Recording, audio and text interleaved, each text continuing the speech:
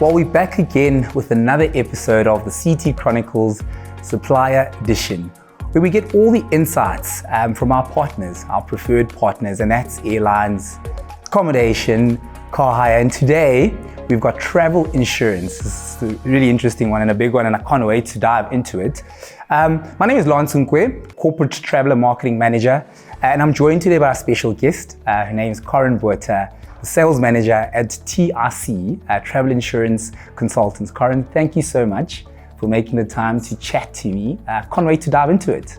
Thank you, Lance, and thank you for having us. I want to start our conversation off with the dreaded C word, COVID-19.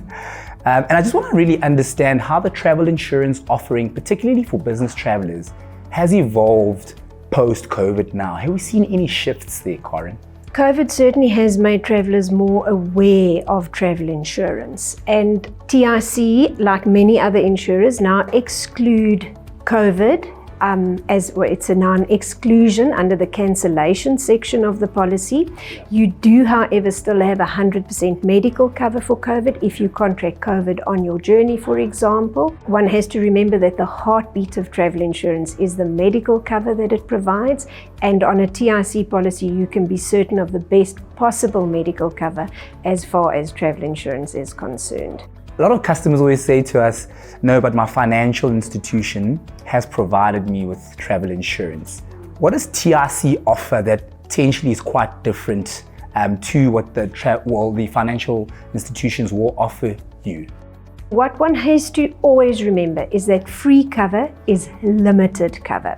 If you take into account the exchange rate and you take into account the cost of medical care in other countries, 1 million or 2 million may actually not be sufficient.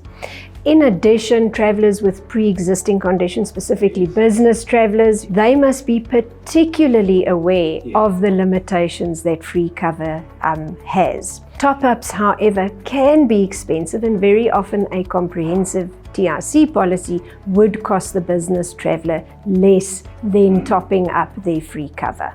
Corinne, I want to move to the difference between leisure offer in terms of insurance versus business travel offer of insurance. What's the distinctive differences that sit there? Business policies may have certain benefits on that are specific to business travel. Leisure policies, on the other hand, make specific mention of cover for leisure activities. TIC makes provision for two types of business travel policies. The one is the business administrative policy, and that specifically caters for that business traveler that travels with the intention of attending meetings or conferences. And then very, very importantly, business industrial, which makes provision for those travelers who are going to conduct manual labor, physical labor, perhaps work with machinery. Those travelers would need to then travel on what we call a business industrial policy, because it specifically makes mention of cover in case of manual labor or in case of physical labor. That makes complete sense. And what we've seen in the business traveler space is that they're starting to combine leisure and business travel together, which obviously now there's a new term, it's called Bleisure travel. If I'm combining my leisure travel with my business travel, what sort of cover should I be looking for? We would recommend that the traveler gives us an idea of their itinerary. So if the majority of the trip is business travel, then a business policy can be issued, and if the majority of the trip is leisure, then a leisure policy needs to be issued.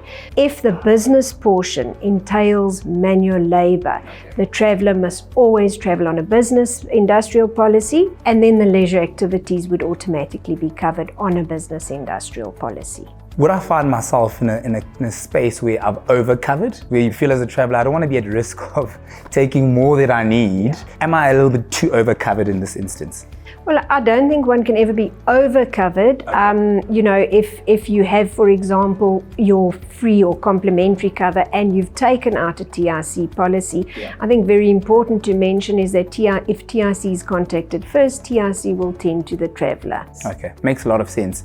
Can you just give me a full understanding of what the TIC pricing for a business traveller should be looking like and what they can expect? The average business traveller is relatively low risk for a travel insurer, and subsequently the premium will be relatively low. Those travellers that are going to conduct manual labour, for example, now I'm talking about guys that engineers, surveyors, or even those travellers that are going to conduct manual labour in capacity of perhaps farm work. Those travellers are obviously slightly higher risk for us simply because of the activities that they're going to be involved in, and we will then charge more for those travellers. Looking at the bigger picture, it certainly is affordable. Is there instances where I could say, as a travel booker, well, I've got X amount of travellers travelling, they form a group. Is there an offering that's potentially available for them to take for us to have some savings on our end?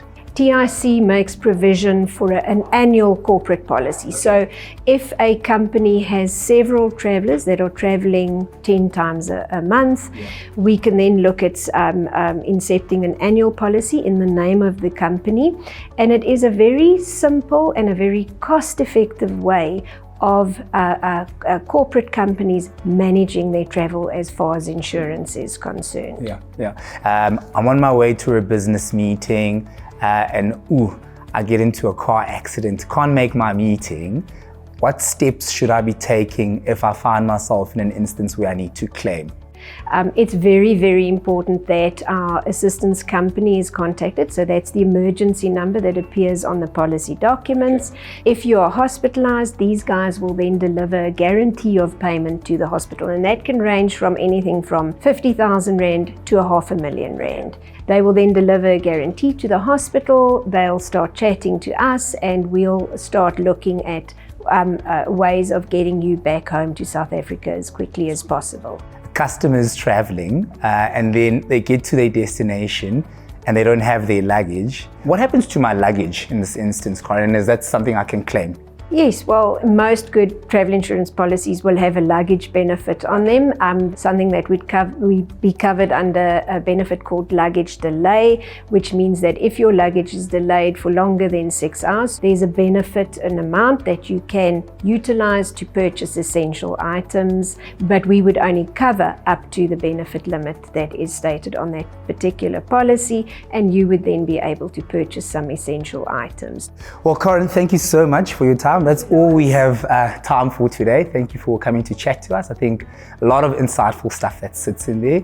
And that was our update again for the CT Chronicles Supplier Edition from TIC with Corinne Botha. Thank you so much for joining us, and we'll catch you next time.